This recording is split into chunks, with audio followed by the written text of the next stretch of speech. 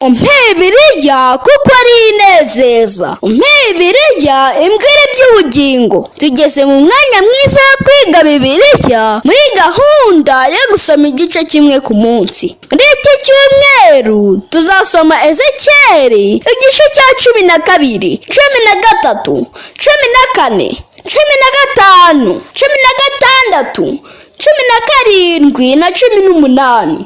Imana izatuyoboze Mwuka Muziranenge. Ezekiyeli igice cya 12. Ibimenyetso bibiri. Imana yakundaga gutanga ubutumwa ikoresheje ibimenyetso kugira ngo ababibona babisobanukirwe kurushaho. Imana yategetse Ezekiyeli guhambira ibintu bye akamera nk'urimo guhunga. Ibyo byerekanaga uburyo Abisirayeli basigaye i Yerusalemu nabo bazajyanwa i Babuloni mu bunyage. Imana yongeye kumutegeka kurya ibyo kurya bye akebaguza kandi akanywa amazi ye afite ubwoba ahinda umushyitsi. Ibyo byerekana uburyo Abisirayeli basigaye i Yerusalemu nabo bendaga kugwa mu kaga bakajya barya ibyo kurya bahangayitse cyane. Ibyo Imana yavuze ku isi byose bizasohora. Reka tugarukire Imana kuko ari igenga ibibera mu isi byose. Ezekiyeli igice cya 13. Twamagane abahanura ibinyoma. Muri Isirayeli ndetse n'i Babuloni hari huzuye abahanuzi b'ibinyoma nk'abariho muri iki gihe.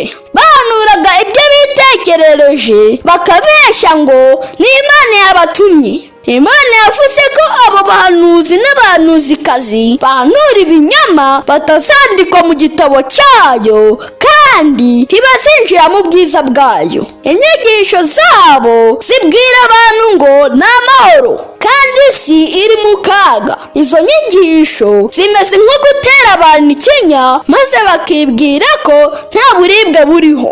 Uhoraho arifuza kurokora abantu be akabayoboza Mwuka Muziranenge bagashobora gusohoka mu nyigisho zose z'ibinyoma. Ezekiyeli igice cya 14. Nowa, Daniyeli na Yobu. Abakuru b'Abisirayeli babaga mu bunyage baje kwa Ezekiyeli kumugisha inama. Ezekiyeli amenya ko nabo bameze nka bandi basigaye i Yerusalemu baramyaga ibikururanda na Tamuzi n'izuba. Aba bo bari bafite ibigirwamana mu mitima yabo. Bizeraga ko ubwo hari bake bakiranuka Imana itazabarimbura, ahubwo ko izabarokora bose kubera abo bakiranutsi bake batuye mu murwa. Imana ibwira Ezekiyeli iti, nubwo mu gihugu haba harimo Nowa na Daniyeli ndetse na Yobu, gukiranuka kwabo nibo bonyine kwakiza.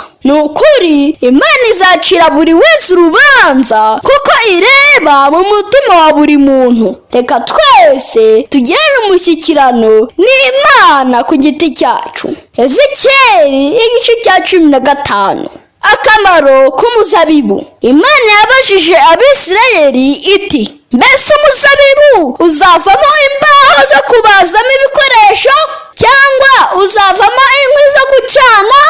Ikibazo Abisirayeli bari bafite ni uko bateraga imbuto zikwiriye abihannye. Mu by'ukuri umugambi wo gutera uruzabibu si ugushaka imbaho cyangwa inkwi, ahubwo ni ugushaka imbuto ziribwa. Imana izatangaza urubanza ruzibasira abatera imbuto zikwiriye abihannye bose. Ezekiyeli igice cya 16. Kwica isezerano. Abisirayeli bajyanye n'Imana isezerano rikomeye ku musozi wa Sinayi. Mose yabasomeye amagambo y'Imana yose maze bavugira rimwe bati, ibyo Uwiteka avuze byose tuzabikora. Abakuru b'Abisirayeli bazamutse umusozi binjira muri cya gicu bareba Imana ndetse basangira nayo ku biryo byo mu ijuru maze bahamya isezerano bagiranye nayo. Nyamara Abisirayeli rya sezerano ryo kumvira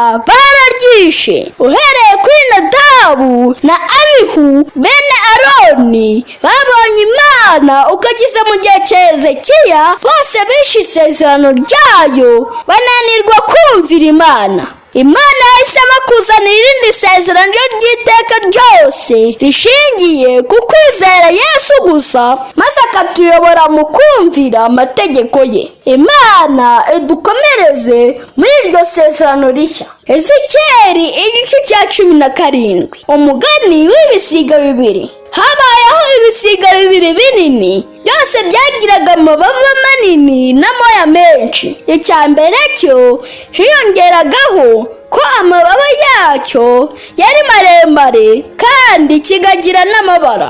Icyo cya mbere cyateye urugemwe rw'umwerezi rurakura, nyamara urwo rugemwe rwerekera igisiga cya kabiri. Ikizakurikiraho ni iki?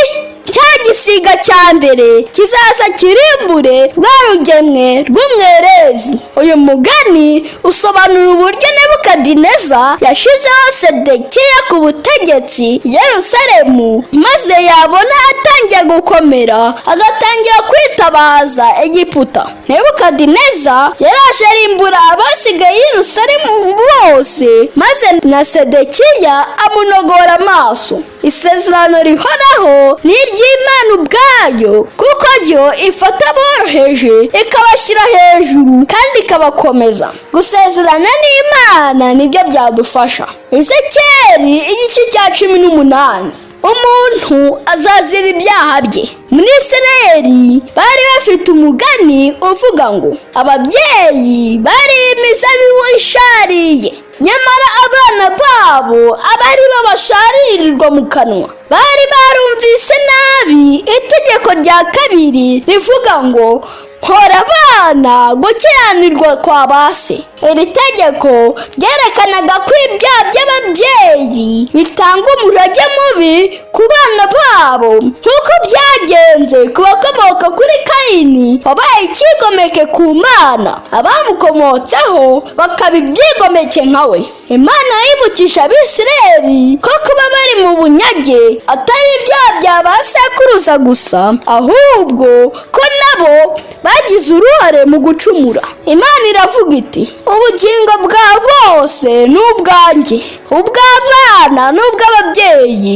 Ubugingo bukora icyaha nibwo buzapfa.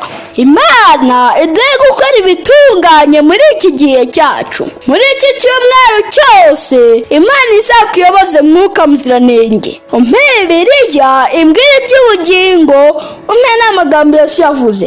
Tugeze mu mwanya w'ibibazo. Icya mbere, kuki akenshi Imana yagiye ikoresha ibimenyetso n'imigani mu kwigisha abantu?